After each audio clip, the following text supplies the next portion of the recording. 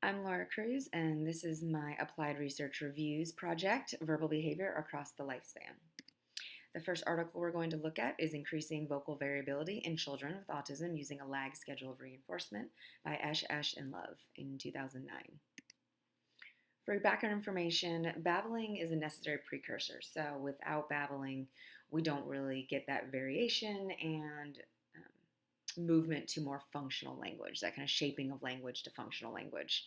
And vocal variability is control through verbal operant conditioning. So the more variation on language, then the more access to reinforcement theoretically the child receives, and then more language develops. Children with an autism spectrum disorder often have decreased vocal variability and increased repetition in their speech sounds. So that's kind of one of the hallmark delays within the autism population. So one way that's been in the research recently on how to increase this variability and decrease that repetition is using lag schedules. So lag schedules are when reinforcement is delivered when a response is different than the preceding response. So a lag 1 would be you access reinforcement after one different response. A lag 3, for example, would be 3 different variations, and then reinforcement is given. A very simple example is, how are you? And if the child says good every time, they don't access reinforcement each time. But if they say good one time, fine, tired, those different responses would then access reinforcement. For the setup, there was 2 participants. Both were children with an autism spectrum disorder. One was 7, one was 2. Neither had functional speech. They both had very low levels of babbling and variability and repetitive speech sounds. They did a non-concurrent multiple baseline design, and they kind of alternated with some AB. There was a preference assessment, brief one, that was completed to make sure that the reinforcers they were using were actual reinforcers. And then they used a coding system for the data collection. So B was a base sound. So that was a sound that they determined through kind of the baseline observations that was just a common sound the child made. So for 1, it was ba. Then they had N for no response. R was for a repeated sound, so repeating the prior sound that they had made. So say the experimenter did wow, and the child said, wah back, and then the next time the experimenter said my, and the child said wah again, that would be a repeated sound. An echoic was merely when they just echoed what the experimenter had said, and then a D was when a different sound was produced. So in the baseline, the child's name was said, then a vocal model given, the response recorded, and then a simple motor task given in between trials. So putting items in a container, tapping, clapping hands. They did 10 trials per session of that. Then for the intervention using a lag 1 schedule, whenever a different response was given, they were given immediate access to reinforcement.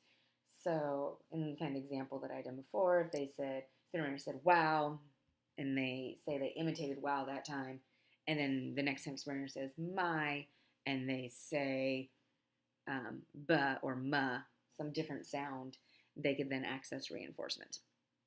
If there was no response, the model was repeated, and if there was still no response, they were given that motor task again before moving to the next trial.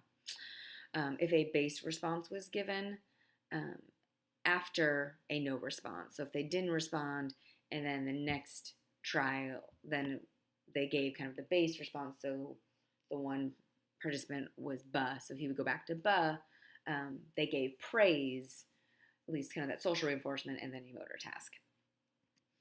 The results of the study, so they did back and forth, were, so Chandler was 1. He started with average variability of 1.5.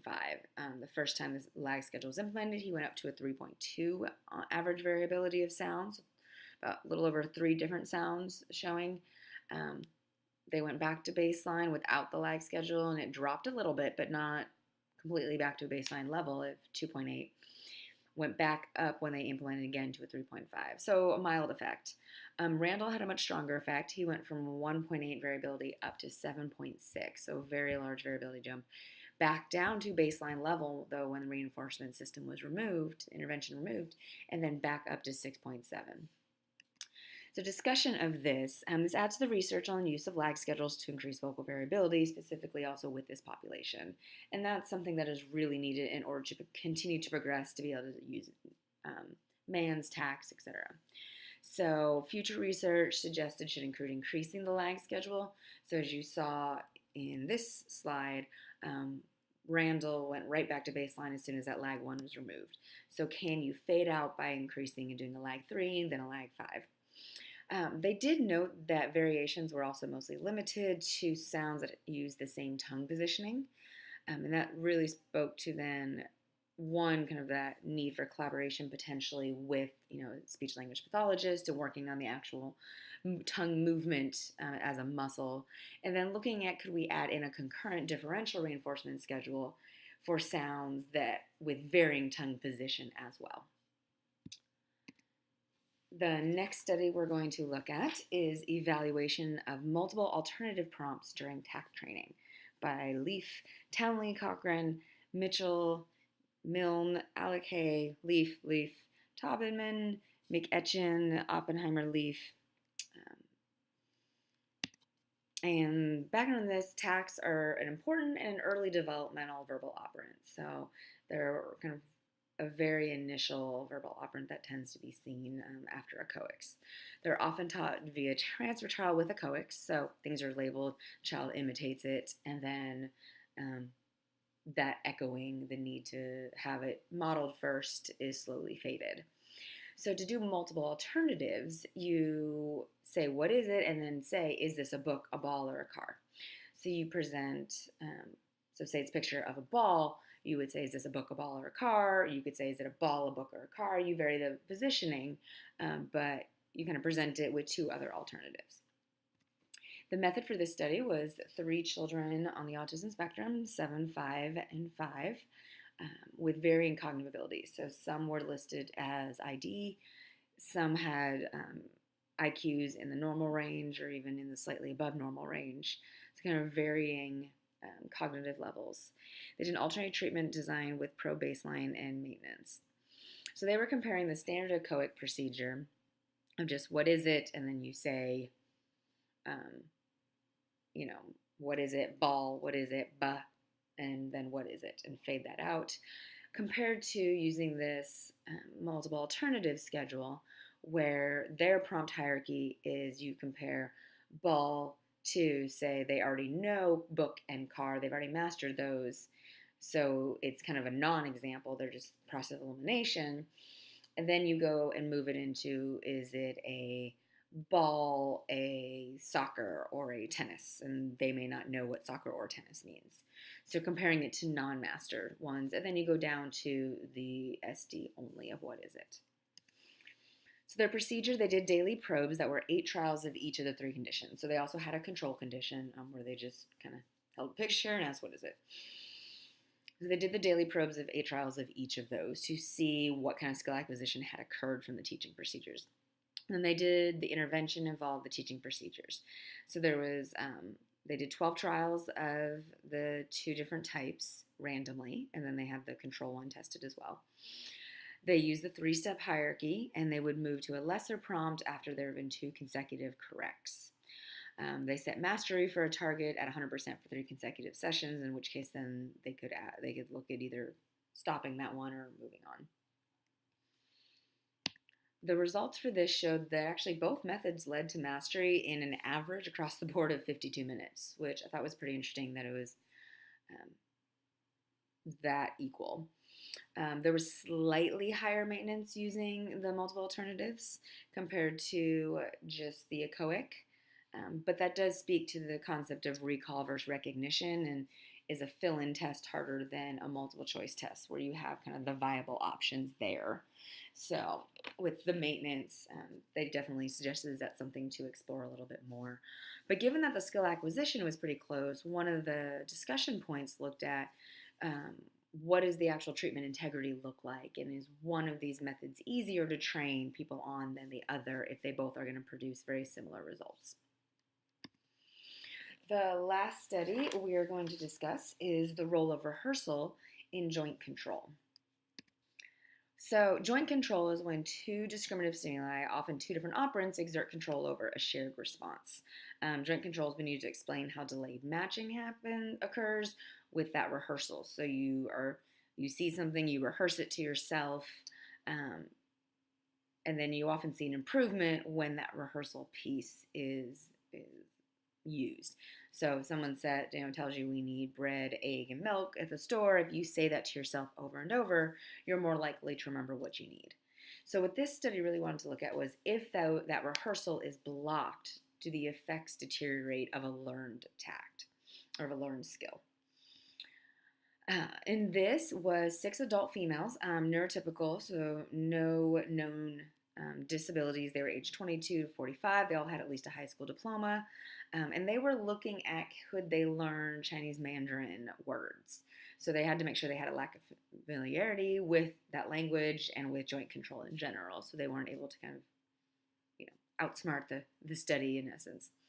They did 2 different candies that were offered as reinforcers, and then, when the participants earned a reinforcer, let them pick which one they wanted to work for. And they did an ABC design with the echoic tact training, joint control training, and then just a control. So the procedure looked like, there's 2 slides on this because it's a little bit longer. They had 4 picture cards. And so they would be placed out randomly on a table, and they would say, in Chinese Mandarin, for the baseline, the words for pen, cup, fork, water. At this point, then, they would just kind of say them and then wait and then move on. Some of the participants would try to put them in order. Some would try to tap and identify which they were as they were going along, but most didn't really know what to do. So then they did the naming training using the echoic tact. So in the echoic part, they were taught to echo the Chinese Mandarin word when given a gesture prompt. So the experimenter would say the word and then gesture for the participant to echo that word. And when they would echo it correctly, they were given the candy they had chosen. If they did it incorrectly, they were told no, and that word was then repeated. Then it was moved to the tact, where the picture card was held up and they were asked to label it. What is this? And then reinforcement was provided for the correct kind of echoic or tact, the correct label. And then incorrects were also given that no, the word was given, an additional prompt was then tried. They did initial prompt, and then they tried to fade that prompt out. They did a generalization test as well, where it was basically the baseline testing, but the words were in a different order. So fork, cup, water, pen instead. The joint control training, then, the 4 names were said in sequence, and then the participant echoed them and put the pictures in the same sequence, and then repeated it, not as an echoic, before they received the reinforcer.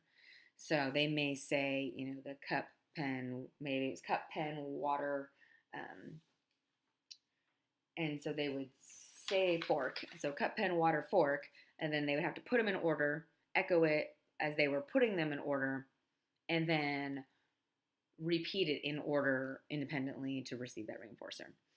So they tried it again with a new sequence, but the same words again, and then their final step, they did the block part.